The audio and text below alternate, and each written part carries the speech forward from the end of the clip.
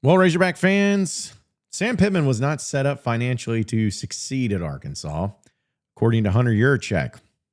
Why? Let's talk about today's Locked On Razorbacks podcast.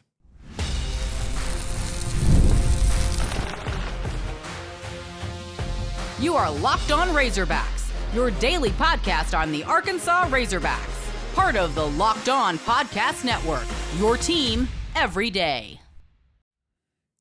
Welcome into Locked On Razorbacks podcast. I am your host, Jon Nabors. I am also the host of Inside Arkansas Live, which you can catch every weekday starting at noon on Inside Arkansas and InsideArkansas.com. Today's episode is brought to you by Game Time. Download the Game Time app, create an account, and use code LOCKEDONCollege for $20 off your first purchase. Hope everybody's having a wonderful Tuesday. As pretty chaotic still today, and it will be for days. It's going to be insane all the time. And we're going to get into a few things. One of them being, of course, talking about Bobby Petrino and why he would want to come back and be a head coach permanently at Arkansas, as well as the Jon Gruden stuff and Brett Favre. Yeah, I know. I'll explain here in a little bit. But I wanted to bring up the comments in the press conference that transpired yesterday with Hunter Yurachek and Bobby Petrino. We talked a little bit yesterday in the Locked On bonus episode that we had dealing with the Bobby Petrino angle and him cleaning house, basically firing everybody on the defensive staff and his approach and what he was going to try to do and how he was going to try to accomplish it and all of that stuff. You know, some fascinating things and some interesting things, but still some chaos that has to come in clutch here in the next few weeks, especially since they're going to be going on the road to Tennessee and making it happen. But it's fascinating to hear from Yurachek because we don't get to hear from Hunter Yurachek very often. I felt like we used to, but we just kind of stopped. And this was one of those things to where, as you all know, I was really looking forward to this press conference because I wanted to know more. The University of Arkansas has made it very clear that they don't want me or anyone going to press conferences as part of my team or being able to cover the team effectively because for whatever reason. But either way, I hadn't had a chance to talk to him or to ask any questions, but I know the media there did, and a lot of things got brought up, whether it was, the timeline with Bobby Petrino, what he's looking at, Sam Pittman, and what all went down there. But one of the things that Yurachek was pressed on, and I'm glad he was dealing with the finances and dealing with NIL and dealing with the financial situation that Sam Pittman found himself in and all of those things. And I'll tell you what, I'm just going to play the clip in the question exchange between Athletic Director Hunter Yurachek as well as Matt Jones of WholeHogSports.com as they talk a few things about the finances. But the last part is really what I want to focus in on, but take a listen. I think when we're able to put in front of prospective coaches what the financial package for our program will be moving forward, I think that will alleviate any of their concerns about that. Then, as you well know, AD jobs oftentimes are tied to the success of a football program. Do you think you're going to be able to lead this search? I have not received any other indication to the contrary. More for you. You've talked about finances and being able to compete at a championship level, like you said. Do you feel like Sam had the financial commitment to be able to win at the level you wanted him to? You were at the board meeting, and I gave you some statistics where our head coach compensation, our assistant coach salary pool, our support staff salary pool, and our overall operating budget ranked towards the bottom of the Southeastern Conference. I think with that information, Coach Pittman did not have the resources he needed to appropriately compete in this conference right now. Sam Pittman did not have the resources in order to compete in this conference right now. Well, it's weird because a lot of this press conference was Hunter Yurachek talking about how the next coach is going to be set up for this. And the next coach is going to be, they're going to have to go all in, and they're going to be told, that coach, that they're all in financially and everything. Okay, so why wasn't Pittman? Now, I know what a lot of you were going to say when I asked that question. Well, why would any of these donors invest into Sam Pittman? Why would they give money to the program under Sam Pittman. It hadn't shown that it could succeed. It hadn't shown that he was a high-level coach. Why would they do that? I wouldn't do that either if I had that big money. Okay. Say if you're right. Say if that is really the reason. Say if that's really the case, that they just couldn't, they didn't want to give the money to Sam Pittman. Shouldn't you, as the athletic director and the administration, see that problem and make a change so you can get a coach in there that will have the financial support in order to compete at this level in the SEC? You can't have it both ways. You can't sit there and say, well, we didn't have the money. He wasn't set up for that. Okay, so was it because he wasn't well liked? Is it because they didn't believe in him? Or was that your way, Hunter, of saying, well, we tried, but boasters and donors wouldn't do it. We wanted to, but they didn't want to do it. Okay. In that particular case, it doesn't really matter what the answer is or what the truth, what matters in that. What matters is that it's your job. It's your job to have a coach in that position that has the financial setup for success in order to win in this conference. Plain and simple. I had told y'all months ago about how I had assistant coaches, current assistant coaches, telling me about the issues that they had with the administration, about how they were not being set up financially in order to succeed. In some cases, they felt like they were being set up for failure. In some cases, they felt like they were being sabotaged because they were not given the financial support to make this thing work. That's what I was told. And I relayed that to all of you months ago. And now you see why. What is the reason behind it? There has to be some sort of logical reason why Sam Pittman was not set up for success. And if I'm Sam Pittman, say what you want about the guy. If you don't like him, that's fine. If you're glad he's gone, that's fine. But it makes me almost sympathetic to him and to his staff a little bit. Where if you don't have the people believing in you in order to give you what you need to succeed, then you are being set up for failure. Why didn't you just fire him? If you couldn't get the money, if you couldn't have that set up, if it was him, if it was Sam Pittman himself, then why did he stay on the staff? Why was he still a coach? I would have moved on from him if I could not get the big money to believe in him. What was the point of having him on then? Why would you set your coaches up for failure? Why would you allow that to happen? This is the stuff I don't understand, and this is the stuff that doesn't click. It doesn't connect. We only know what we know, and there's some things that we know more so than others. But it's pretty irritating to hear these things. Because at some point in time, you got to believe in something. You got to believe in your coach and the direction he's going. You got to believe in the system that's in place to set you up for success. You got to believe in the decisions that you've made to set yourself up for that. But it's like you don't believe in any of it. You don't believe or trust the system. You don't believe or trust your coach, apparently, and you don't believe and trust the setup of the people that are going to be involved to help you out financially. So what's the point of all of this? What was the point of any of it?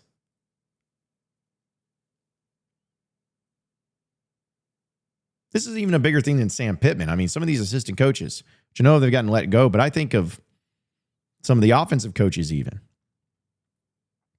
where they just told that, sorry, sucks to suck. We just don't have it. So what do you do? If you're an assistant coach, what do you do? If you're blatantly told, we don't have it, what are you supposed to do? How can you be the best coach you can be? How can you be energized and fired up and believing that what you're doing on that staff and what you're doing for that school is the right thing and you can't wait to attack it when you are being set up for failure? Imagine that in any of our jobs, folks. Imagine if I was somebody in my business where I hired somebody to do a job, to do a podcast, to do a live stream. And I'm like, here's your equipment. And it's like a paper clip and a bag of marbles. It's like, all right, do your podcast. I can't do a podcast. Well, you better figure it out.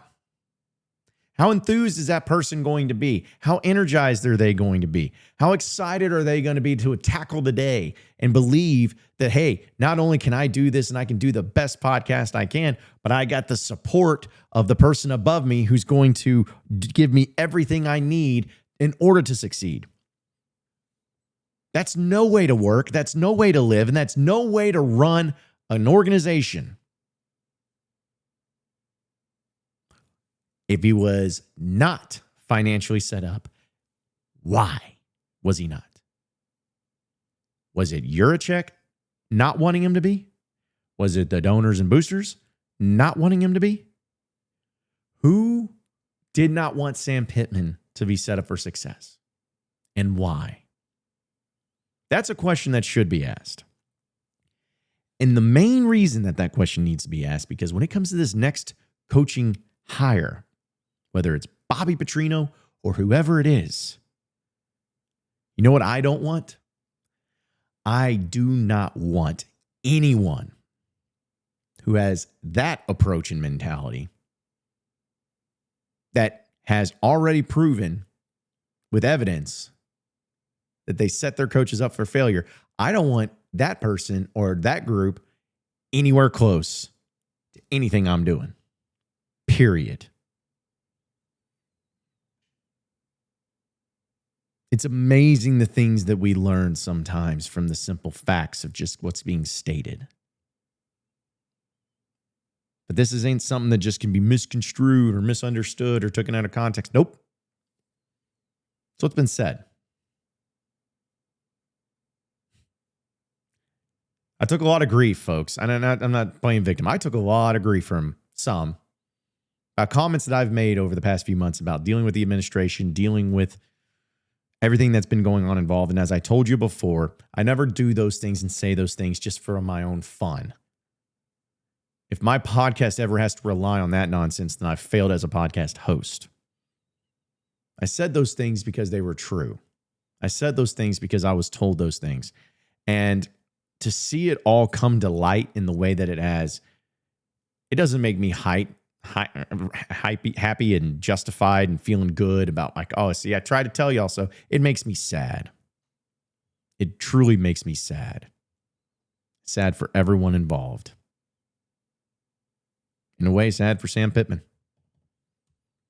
Not saying he was the man for the job, but it's hard really to have so much disdain or so much animosity towards a man who didn't even have the support of his own administration. That's a tough look. Why does Bobby Petrino want this job? Why does he want it? Well, I'm going to tell you my theories behind it. Stay with us here on the Locked On Razorbacks podcast.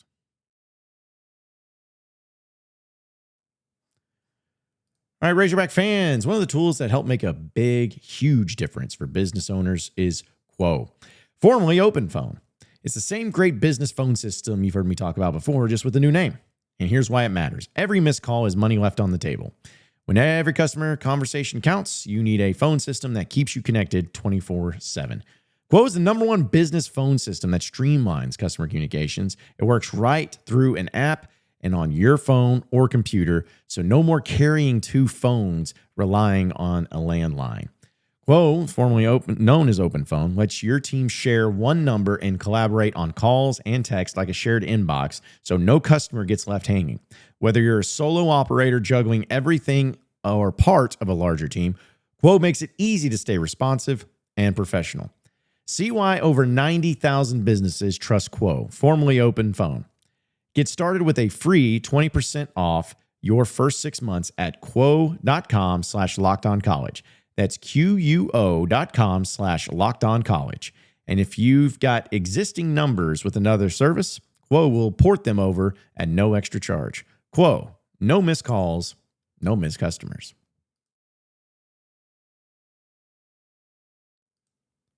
All right, so moving on into the next segment of the Locked On Razorbacks podcast. So we got to hear from Bobby yesterday, and I know I played some of those clips of what he said yesterday, and I'm going to play.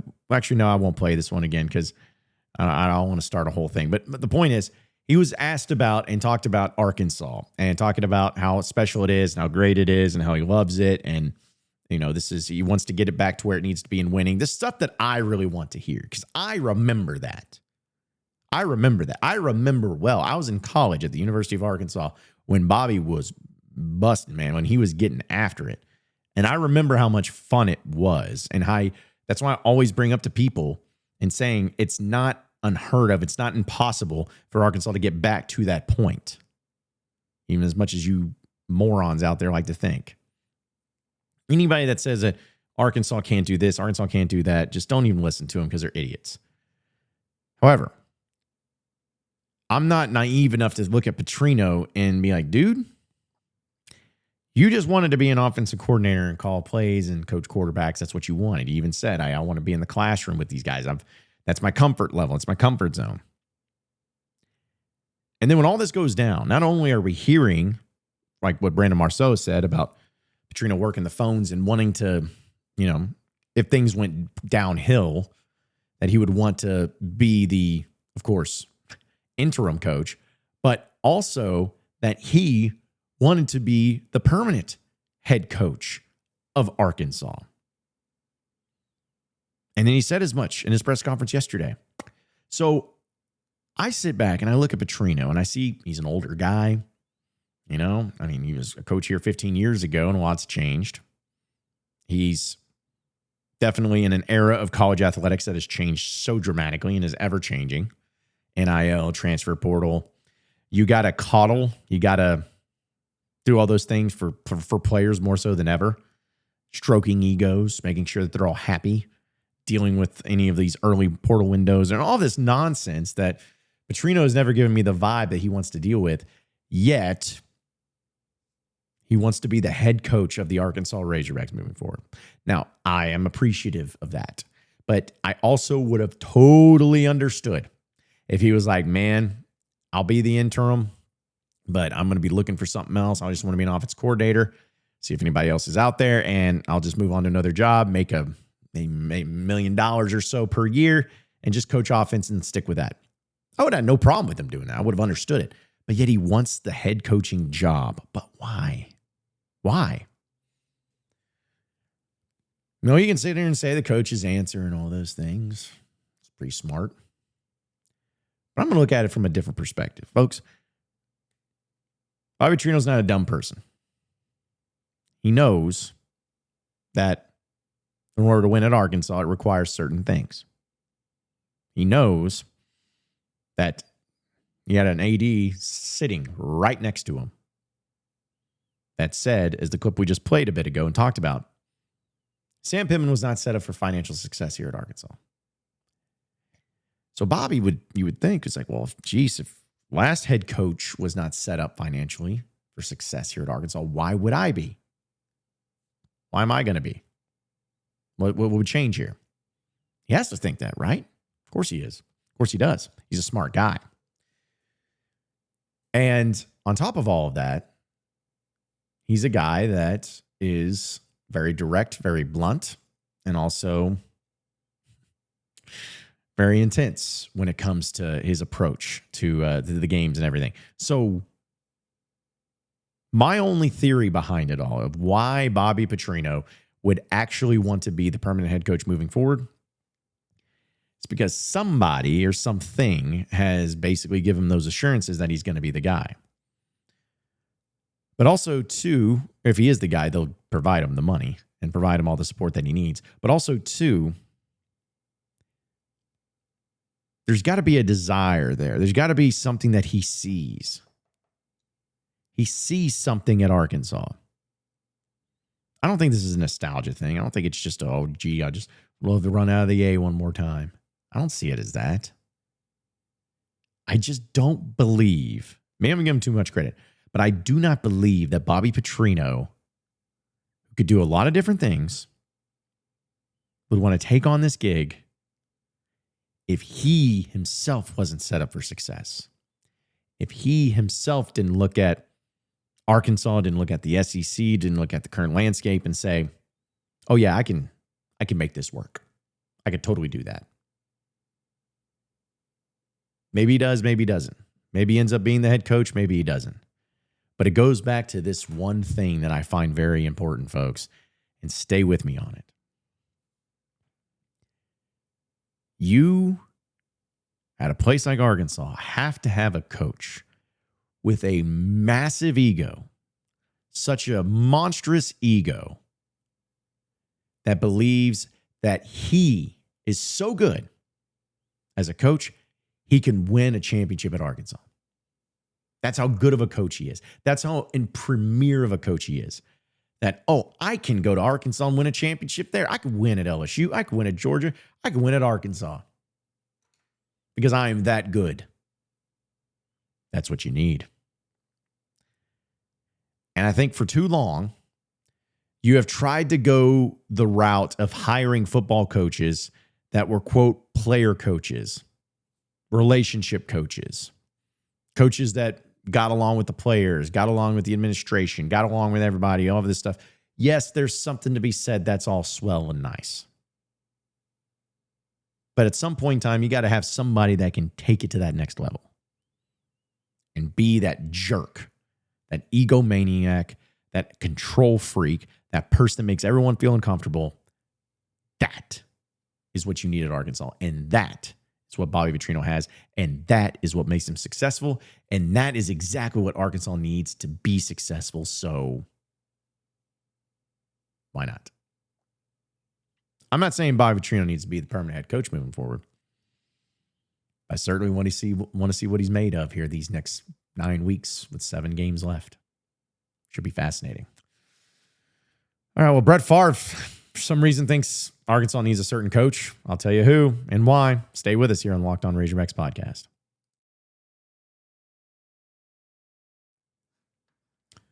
All right, Razorback fans, I'm here to tell you about our friends over at FanDuel. The NFL season is here, and FanDuel has an offer that you do not want to miss. Right now, new customers can bet just $5 and get $300 in bonus bets if you win. That's right.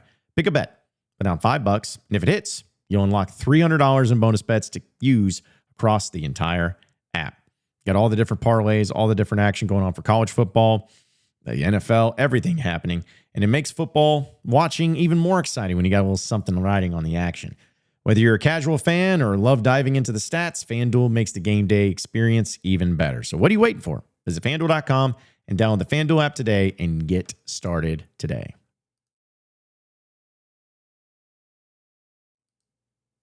Okay, so final segment here on the Locked On Razorbacks podcast. All right, so this is absurd, but it cracks me up and it's so funny. Everybody's going to have their own coaching search. Everyone's going to have their own names. Folks, I have gotten hit up non-stop, which I love, and I appreciate all of you, but non-stop about who do you want? Who do you want? Who do you want to be the coach? Who are you hearing? Who do you want? It's part of it. It's part of the fun. It's part of the fun. But when people ask me, I'm like, there's a lot of people I would be okay with, but there's not one person that I'm looking at being like, oh, got to get this guy, and it'll just be the game changer. It'll be a guaranteed working thing. Except for maybe one. The Jon Gruden thing. Jon Gruden angle cracks me up because it's so absurd, but I love it so much because it brings so much attention. Recruiting would be great. The energy would be great. He would take over. He's been successful everywhere he's been. He's won a Super Bowl. He wants to get into the SEC. And the last thing I want to see have happen again, folks, is seeing a coach that I would love to have and that you would love to have and that would have success and him go to another SEC school instead of yours. I feel that way about Jon Gruden. Brett Favre does too. Brett Favre put out this tweet and Facebook post, unsolicited, just out of the blue. He says, quote, I've always said Jon Gruden is one of the sharpest minds in football. His energy, passion, and love for the game are a perfect fit for the SEC. Wouldn't be surprised to see him land somewhere like Arkansas. I could see Gruden being a spark for that program. I mean, Gruden coached at the Packers and knows Brett Favre well. Could you imagine? There's got to be something to this, right? Just something. Brett Favre has no skin in the game. What does he care about Arkansas? He doesn't care. Surely he wouldn't say this unless he was politicking, unless he was hearing things or talking to Jon Gruden himself, or like, what was the point of this?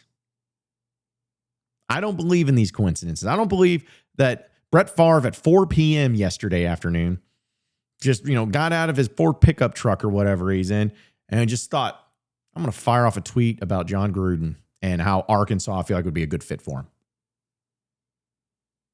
There's got to be something to that. Now, don't get crazy and start thinking that suddenly that means Jon Gruden's for sure coming. Just saying, I would love it. And I think it'd be great for Arkansas if that happened.